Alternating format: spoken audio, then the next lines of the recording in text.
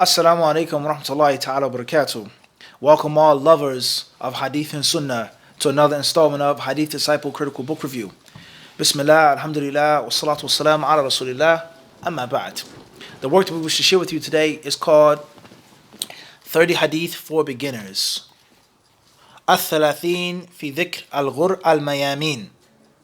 Selected narrations from the Prophet Muhammad, easy to memorize, understand, practice, and teach, along with brief biographies of his companions, by Farouk Post, printed by Darul Ittiba in 2018.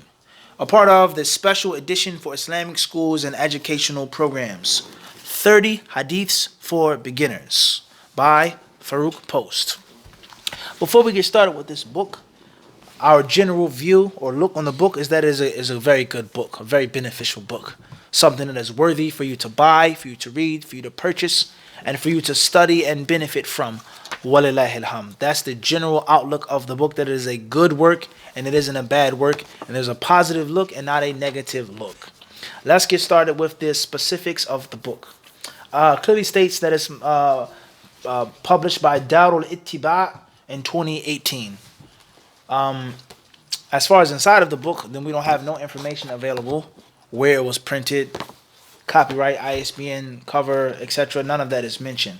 We don't have an excerpt on the back as well.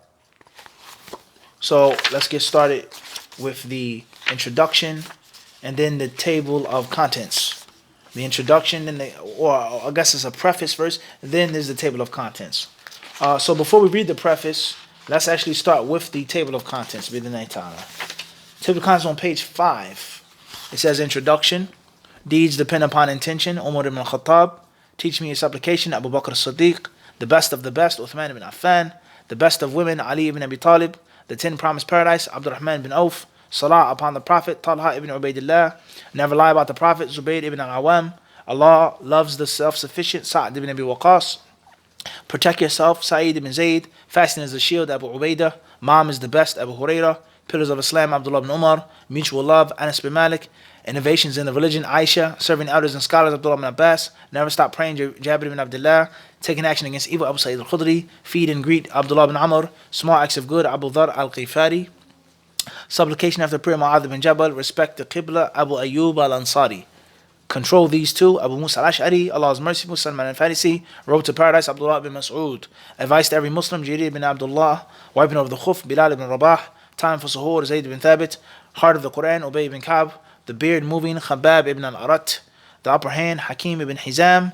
Conclusion of gathering, supplication. And then it has a star that says Super 7. It says here, all praise and thanks are due to Allah. May the Prophet Muhammad be mentioned within the heavens amongst Allah's angels. May him, his family, and all his followers be blessed and guided. This is a beginner's book of hadith to enable Muslims, especially the youth, to learn more about the statements, manners, and actions of the Prophet Muhammad. The narrations in this booklet have been selected based upon their authenticity, comprehensiveness, between parentheses, manners, creed, and virtues, and jurisprudence, their clarity, and ease for the beginner to read, understand, memorize, and practice in their daily lives. The narrations are arranged in order of the 4 rightly guided caliphs, except the first hadith, which is the hadith of Umar ibn al-Khattab. Actions are by intention, which I started the book with as a reminder to purify our intentions and make them sincerely for Allah alone in everything that we do. Then the hadith of Abu Bakr as-Siddiq, Uthman ibn Affan, and Ali ibn Abi Talib. Then the 10 companions who were promised paradise. Then the Mukthirin as-Sab'ah, companions who narrated most hadith from the Prophet, followed by other great companions. My intention to compile this book is to familiarize our brothers and sisters with shorter hadith so they can learn, understand, memorize, and practice and teach to others, while familiarizing them with some of the Prophet's companions. Knowing who the companions of Allah's messengers will not only increase our love for them, but also increase our love for the Prophet Muhammad and help us truly understand how they loved Allah and His Messenger. Respected the Prophet Muhammad, followed him, and sacrificed everything they had to please him. By learning about the companions and disciples of Allah's Messenger, we can truly appreciate what they did to preserve this religion and convey to the successors, whom without them we wouldn't have any religion today. No Quran, no Sunnah. Many Muslims today, especially our youth, have lost touch with who the Prophet Muhammad's companions were, what they did, and some of the struggles they endured for the sake of Islam and the Muslims. And if our youth, you lose touch with them, then they will eventually lose touch with Allah's Messenger, and eventually the proper understanding of the Quran and the Sunnah. For this reason, I mentioned a short biography of the companion who narrated each hadith. The biographies were taken from Siyar Alam Nubala by Imam Dhahabi, Al-Isti'ab by Imam Ibn Abdul Barr, Ustul Ghaba by Ibn al-Athir, and Al-Isaba by Ibn Hajar. Each hadith should be read aloud by the instructor or by the students to the instructor, then explained and discussed with the students. The instructor should encourage students to memorize all hadith and be able to explain their meanings and mention some of the benefits derived from them. Competitions for memorization along with prizes and rewards are good ways to encourage learning, understanding, memorization, and practical implementation. May Allah grant guidance and goodness to all those who love the sunnah and practice it in their everyday lives. As always, there are many people that I would like to thank for their help in this particular work. May Allah reward all those who aided in producing this work. I must also express my appreciation to my beloved mother and wife for all of their patience and encouragement while working on this book. I ask Allah to make it beneficial to all those who read it, who read it, understand it, memorize it, and teach it to others. I ask Allah to enable my children, Abdurrahman, Abdullah, Layla, Ayub, and Umar, to be the first and foremost to benefit from it and understand and practice it in their daily lives or in their lives. If anyone has any comments, corrections, or suggestions for this work, please feel free to contact me at faroukpost@gmail.com.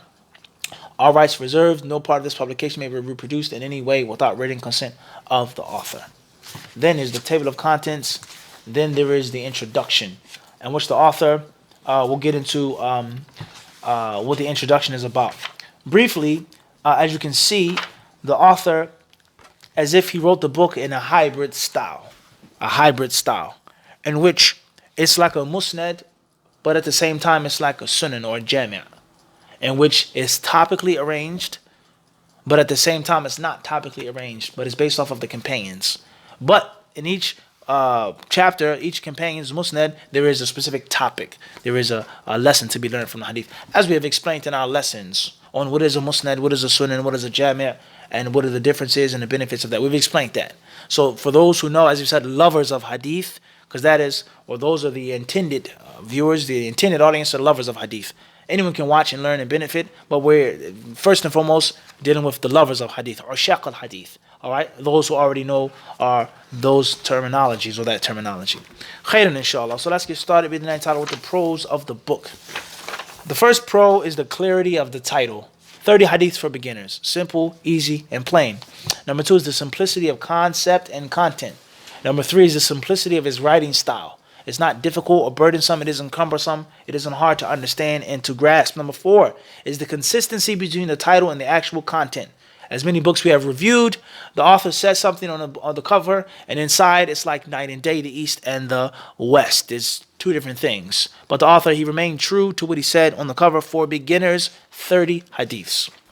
Number 5, the work is, it says, precisely geared to a specific audience, which makes it easier to benefit from. It's not just 30 hadiths, 40 hadiths. For who? The master, the scholar, the student, the layman, the English-speaking person, men, women. 30 hadiths for beginners. After that, the author is a native speaker.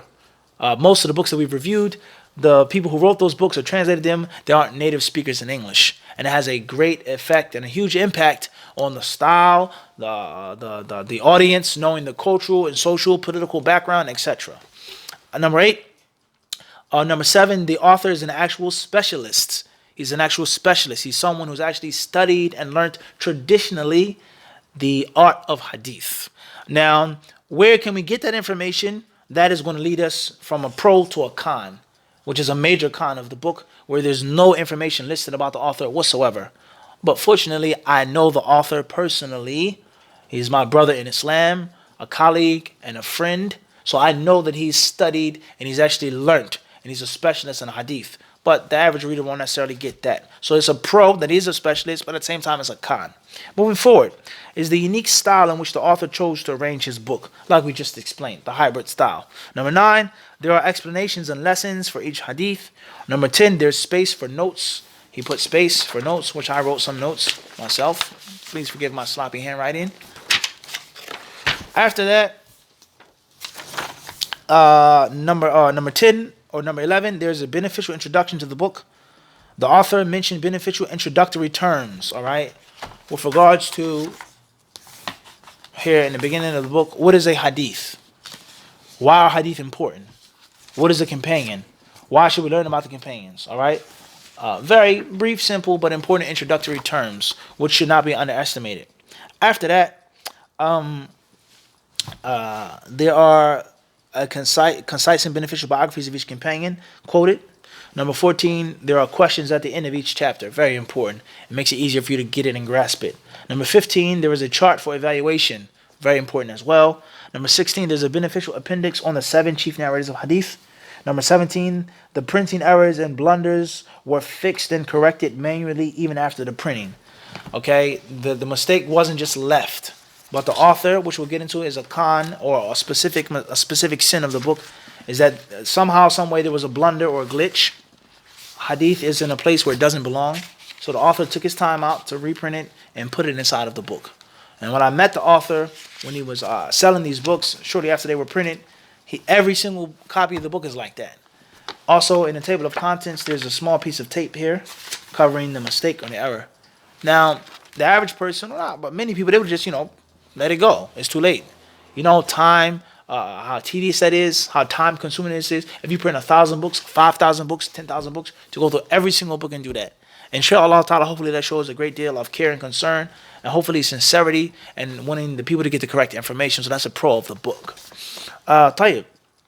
Afterwards, number 18, the author makes his own rulings on the chains of narrations not found in the two sahihs or in one of them. He says, or he mentions in Arabic, isnaduhu sahih, bisanadin sahih. So it gives you the ruling of the chain of narration. Number 19, there's extended information in the takhrij which clearly exists or assists the student in finding the hadith faster and more easily, reconnecting him or her with the old style of research, helping him or her develop the skill of deduction and fiqh from the books of hadith, allowing the student to have a better understanding and appreciation of the classical books of hadith. All right, saying that the hadith is in Sahih Bukhari, Kitab al-Adab, the chapter of seeking permission. That is not the same as saying hadith number 5064. It's a huge difference. Kitab al-Adab. Now, I know that in Bukhari there's a thing called Kitab al-Adab. And there's a chapter about seeking permission, isti'dhan. So that gives me the ability to take the fiqh of Imam Bukhari and how to observe and deduce and extract the point from the hadith. All right, this is very, very, very important skill to learn. And that's something which is a lecture in itself, learning the traditional classical way. Number 19, the author uses one of the two styles of referencing, and that is to place it inside of the text, neither footnotes nor endnotes. Most people, they put footnotes at the bottom, or they have footnotes at the end of the chapter. But the author, he quotes and he cites inside of the actual book, Sulb al-Kitab, the metin, the actual meat of the book inside, not on the side or another plate. The 20th pro of the book is that the subject matter is comprehensive, from creed to character to etc., as the author mentioned in the introduction. As far as the cons of the book, then there's no information whatsoever provided about the author, which we consider to be sad, and it's a pity, ultimate pity, because who is Farouk Post? Where did he study? What are his accomplishments and accolades and so on and so forth? It's not mentioned. So why should I read this book, 30 Hadith for Beginners? No one knows who he is. I know who he is. Other brothers do, sisters know what he has benefited from, etc. We're not trying to get into the author because we don't discuss the authors when we do book reviews, but this is a part of the con. To know and for it to be established why this book is important, why you should buy it, why you should purchase it, because someone who's a specialist wrote the book. So that's a major con of the book, and that's also a consistent theme with many books that we have reviewed, is that there's no information provided about the author. Who is this person and that one? We don't know. So that's not good. Number 2 is deficiency in the takhrij.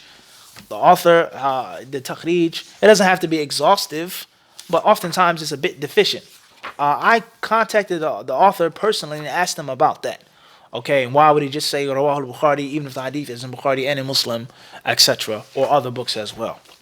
Last but not least, the third and final con, alhamdulillah, is a few typing blunders, as we just showed you, a few typing blunders.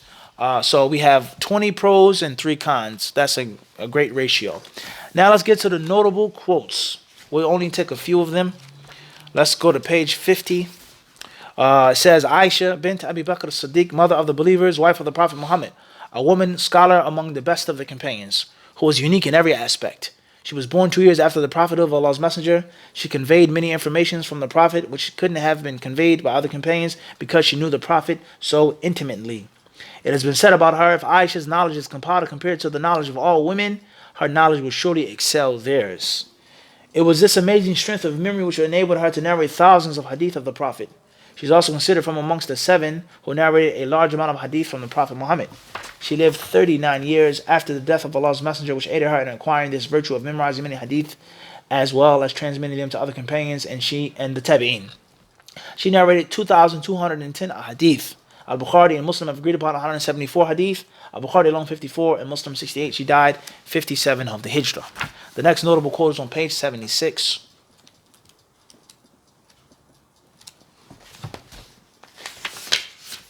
Says here, Salman al-Farisi narrates his own story about how he came to Islam in the Musnad of Imam Ahmad, number 737, with a fair chain of narration, mentioning how he used to be a Magian or a Zoroastrian. Then he became a Christian, then he became a Muslim. That was after he had met a number of Christian monks, the last of whom was a righteous man who had knowledge of the last prophet. The monk advised Salman to go to Arabia, where the last prophet would appear, etc. Obviously, there's details in that story. Was he a Jew first, after being a Zoroastrian, then a Christian? Or you go from a fire worshiper to Christian to Muslim? What's important is the story of Salman in detail. We have about 4 or 5 pages here, more than that, just on the story of what Salman's Islam. All right, and the benefits of the story of Salman, Tayyib. So that's very beneficial for the English reader as well. So those are the notable quotes. As far as the specific sins, alhamdulillah, I haven't come across any, except for those blunders, which from one aspect could be a con, or from one aspect be a specific sin, but it's not a specific sin. What we mean by a specific sin is a khata ilmi, is a scientific error, not a typo, not a glitch, but something that the author thinks, in actuality, in light of the scientific criticism, is actually opposite. Such as if someone wrote in the book that the Battle of Badr was in the 6th year of the Hijrah, on page 6. Someone may say it's a typo, it's an error, but then on page 10, the same thing is repeated. And then on page 50, he explains the Battle of Badr. And he talks about how it became after this battle. The Battle of Badr was after Khandaq. It was after the trench in the 6th year, so on and so forth, which proves that the author is actually mistaken. He's actually mistaken about thinking that the Battle of Badr is on the 6th year and it's not just a typo. So I haven't found any specific sins in the book. Walillahi alhamd. So the grade that we give it, Hadith Disciple, bidnillah subhanahu wa ta'ala. Let's see how many feathers or quills we have with us here today. Here's 1. Here's 2. Here's 3. We give the author 3 out of 5 quills. 3 out of 5 quills. Once again, 30 hadith for beginners. Al-Thalathin fi dhikri al-ghur al-mayamin by Farouk Post. Thank you very much for watching, for listening. Jazakumullahu khairan. Until the next installment.